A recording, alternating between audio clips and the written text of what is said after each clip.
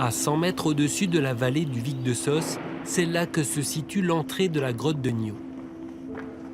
C'est Jacques, le responsable, qui nous fait la visite. C'est une plongée dans le noir, dans un réseau de galeries qui fait plus de 2 km. Une grotte connue depuis très longtemps, comme le montrent ses nombreuses marques de passage. Géologiquement, c'est peu spectaculaire parce que toutes les stalagmites ont été cassées au début du 19e siècle. Pour être vendu aux amateurs, mais il reste l'une ou l'autre grande colonne aux formes extraordinaires, façonnées par l'eau et le temps. Une grotte parmi d'autres, avec certes d'étranges graffitis qui ne retiennent pas plus l'attention des visiteurs que ça.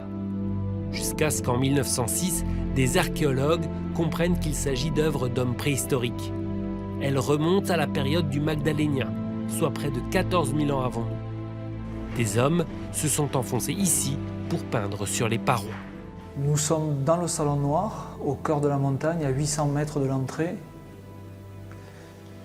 Le Salon Noir est considéré par les préhistoriens comme l'un des géants de la préhistoire. Les animaux les plus représentés, comme dans toutes les grottes pyrénéennes, est le bison, suivi du cheval, puis du bouquetin.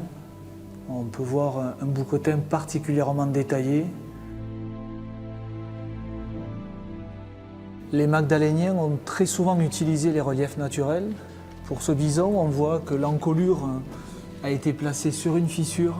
C'est un bison qui n'est pas de profil, comme habituellement la plupart des figures, la plupart des animaux.